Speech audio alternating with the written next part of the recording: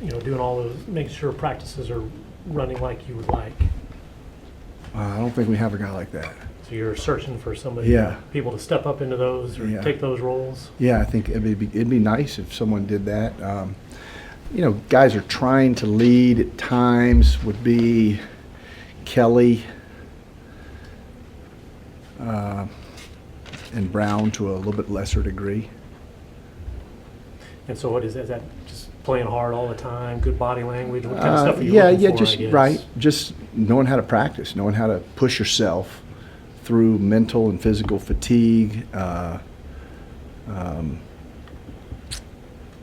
getting your hands off your knees, getting your head up, trying to have eye contact when you listen to instruction, so you don't have to repeat yourself over and over as a coach. Just giving great effort in everything you do, and having great body language and a little bit of pop in your step. Where do you guys sit right now, injury-wise? How's Austin and Marcus and whoever else there is? Yeah, I mean, it's just been a plethora of injuries, Will. We've been fighting everything from concussions to knee surgeries, shoulders, feet. I really don't know. I look forward to finding out when I walk out there who's going to be trying to practice today. What kind of problems does that pose for you as a coach? It causes a lot of problems. We need to practice. We need these young guys to get some time, and the two freshmen missed all of the summer, and now a couple of sophomores have missed most of the fall, and important players, important guys that are going to be in the rotation. So we've got to get them out there, and they've got to take care of their bodies and we had a rash of sickness too. I forgot about that. About 8 of the guys were down with some type of bug or virus, but anyway, we've got plenty of time now to hopefully heal and get them out there so we can figure out what type of rotations we're going to have in terms of playing time. What is Marcus able to do? Where's he at? I think he might be released today for the first time. Again, I'm going to believe it when I see it. Where have all the injuries put you in relation to where you expected to be at this point? Well, yeah, we're not where we would like to be. Perhaps where we should have expected us to be.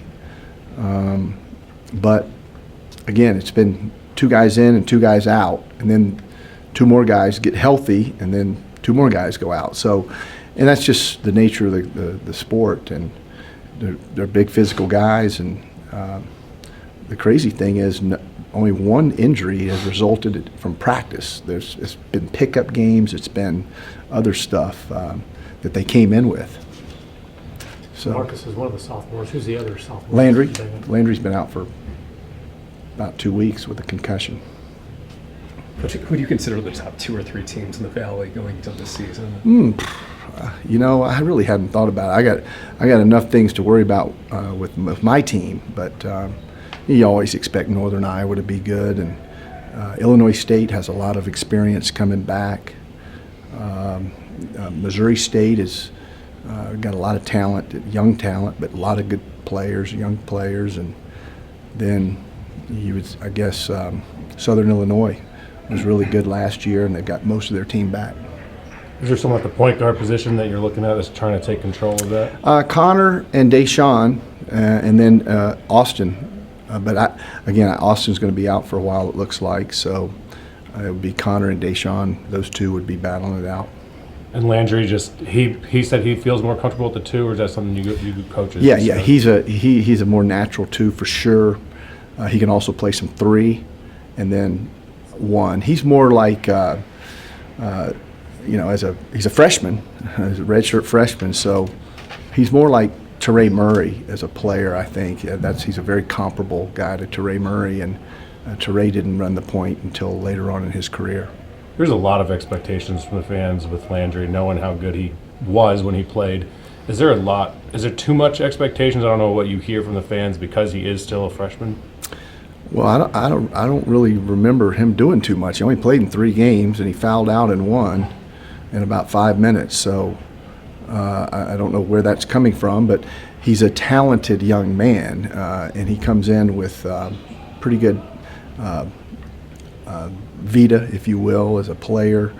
He was a 3-star recruit, maybe a 4-star recruit, borderline top 100.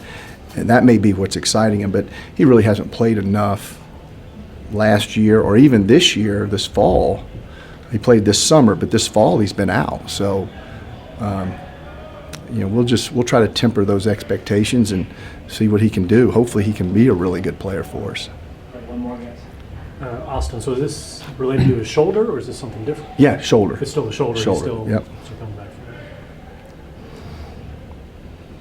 that. And Austin, a great scorer, obviously, in high school. What other dimensions have you noticed from his game? I know he's been hurt this summer, and I've heard that he's grown a little bit this summer, too, height-wise. He is probably 6'4", good 6'4". We don't try to hype or overestimate the heights. He can really pass the ball. He's a very good post passer. He can obviously put it in the basket. You can't score all those points in high school against anybody if you can't shoot the ball and find ways to get it to go through the net. But he's a pretty competitive kid too. He's not scared. He's not intimidated. He's had some very good stretches in practice, but unfortunately, it looks like he's going to be out again for a while. When you say a while, what are you thinking? I don't know. You have no idea. I'm not a doctor or trainer, and I don't know exactly what's going on there.